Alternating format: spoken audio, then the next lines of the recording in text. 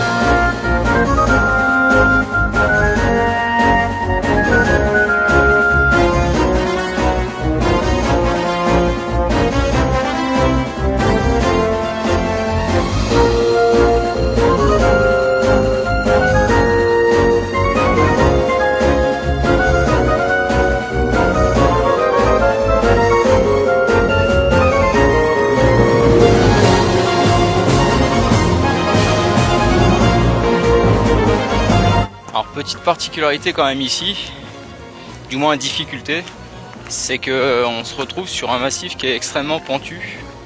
Alors, extrêmement c'est un grand mot, mais pentu dans le sens où bah voilà, du moindre côté où on va se situer sur le chemin, on va tout de suite être sur des pentes d'une dizaine de pourcents minimum, facile. Et donc pour trouver un coin sympa, bah, il va falloir un petit peu se creuser les méninges. Donc bah, il faut marcher pour ça. Il faut marcher, l'objectif c'est de marcher en plus plutôt en direction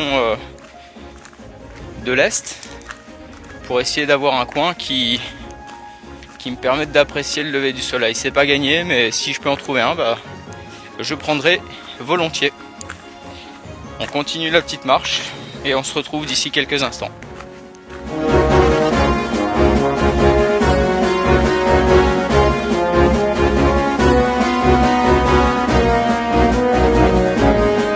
Me voilà arrivé au Grand Taureau.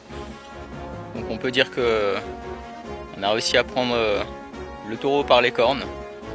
Je vais profiter ici pendant, je pense, une bonne demi-heure du paysage, du calme. Et puis ensuite j'essaierai de trouver un autre coin. Comme je l'ai pu le dire précédemment, malheureusement c'est en pente un peu partout.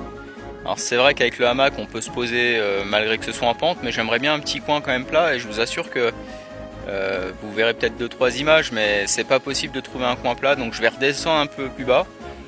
Ça me permettra aussi de couper un petit peu le vent, parce qu'ici j'aurais bien aimé me poser avec le tarp directement à même le sol, mais j'ai peur du vent. Donc je vais profiter ici, et puis ensuite je repars, et je pense qu'on se retrouvera directement sur le camp. Allez, bon repos on va dire.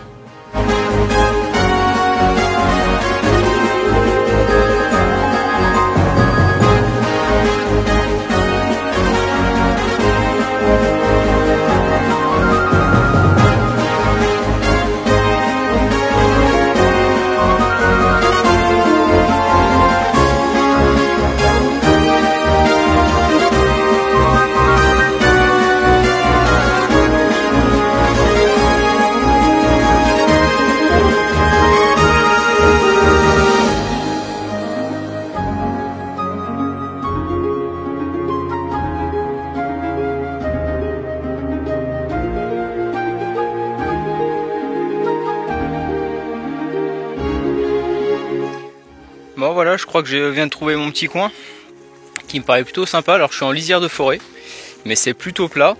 Je vais pouvoir trouver facilement du bois mort dans les coins. Je pense que sur les deux arbres qui sont juste par ici, je vais pouvoir accrocher le hamac. Et puis mon feu, je le ferai un petit peu plus loin, parce que j'ai pas de réchaud.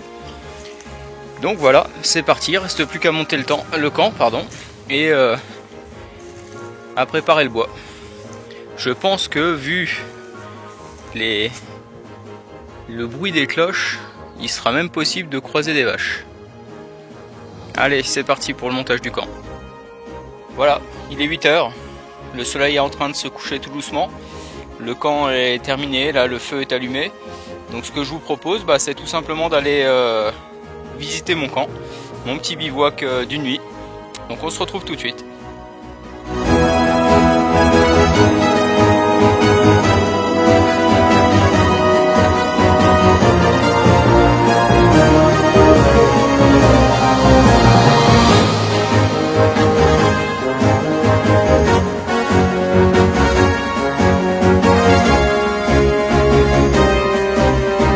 Voilà, arrivé au camp.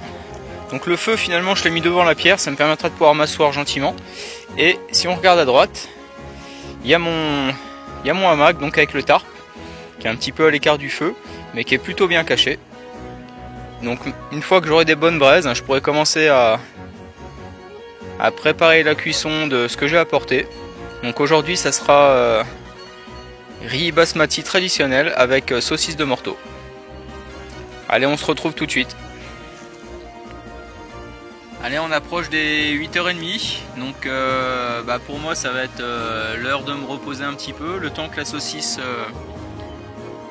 se mette à cuire tout simplement. En attendant, je vais goûter une petite bière, qui est une bière écossaise, la Vagabonde, qui est une bière sans gluten. Donc je ne l'ai pas encore goûté, je ne sais pas du tout ce qu'elle vaut. On va le faire en direct.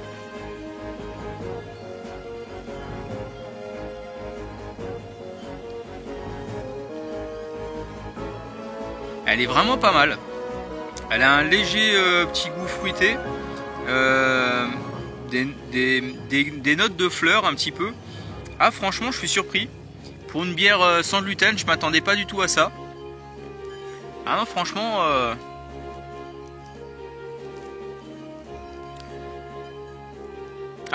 vraiment très très bonne. Alors vous l'avez vu, hein, j'ai mis ma polaire, tout simplement parce que la température, à mon avis, a dû descendre aux alentours de 10 degrés. La nuit va être fraîche. Avant de partir, j'ai regardé la météo et on devrait tourner aux alentours de entre 5 et 10 degrés cette nuit. Donc là, je suis en lisière de forêt, je suis pas dans le sens du vent, donc normalement ça devrait aller. Mais voilà, j'espère que j'aurai pas froid cette nuit, puisque pour moi c'est le vrai premier test. Alors avec cette petite bière, bien sûr, hein, un petit morceau de saucisse sèche, obligatoirement. Et puis des petits biscuits sympathiques, hein, au pisto. Voilà. C'est très sec. Ah ouais, avec ça là, c'est vraiment très sec. C'est pas mauvais. Bon, il me reste 20 minutes à attendre, le temps que la saucisse cuise. Elle est dans l'eau. Et puis on se retrouve un petit peu plus tard.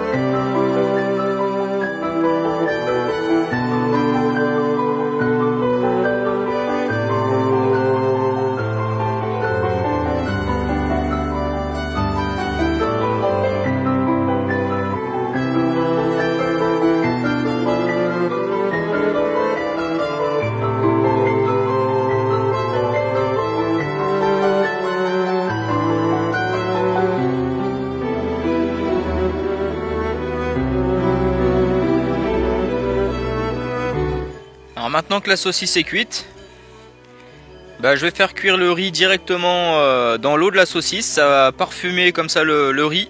Il n'y aura pas besoin de l'assaisonner. J'ai mis environ 80 g de riz sec, du riz basmati traditionnel. Moi c'est ce que je vous conseille en riz, hein. C'est quand même le mieux, c'est ce qui remplit le plus le ventre, c'est ce qui apporte le plus de protéines. Et si vous voulez voir donc la belle saucisse, la voilà. Donc une belle saucisse de morteau. Alors ce qui est important, c'est qu'il faut la cuire dans une eau frémissante pendant 20 minutes, 30 minutes. Et surtout, il ne faut pas la piquer. Alors petite dédicace à Nico hein, de Chartreuse Nature, si jamais tu regardes la vidéo. Tu vois, cette fois-ci, j'ai pas oublié de filmer ce que j'allais manger, quoi. Allez, je vais laisser cuire tout ça et puis je pense que je vais m'en mettre pas mal dans le ventre et avec ça, après, je devrais bien dormir. Et voilà, le repas est prêt, il n'y a plus qu'à manger. Une bonne assiette de riz avec de la saucisse de morteau et pour accompagner tout ça, une bière blanche du Québec. Donc petite dédicace aux Québécois s'il y en a qui regardent. Donc la blanche de Chambly. Alors vous avez remarqué, hein, je prends souvent des bières blanches, mais j'ai tendance à préférer celle-ci. Donc une bière qui fait 5 degrés, je ne l'ai pas encore goûtée. Mais à l'odeur, elle a l'air vraiment alléchante. Donc je vais vous laisser. Il est l'heure maintenant pour moi de me mettre à table, de manger au coin du feu. Et puis on se retrouvera un petit peu plus tard. Ah, il est l'heure d'aller se coucher. Il est 11h30, minuit. Je viens de rentrer dans mon hamac. Ça va être peut-être difficile cette nuit puisqu'il y a les cloches des vaches là qui sont juste à côté. Je sais pas si on les entend avec le micro, mais ça va être une nuit épique. À voir, à suivre. Donc je vous souhaite une bonne nuit et puis on se retrouve demain matin. Allez, ciao.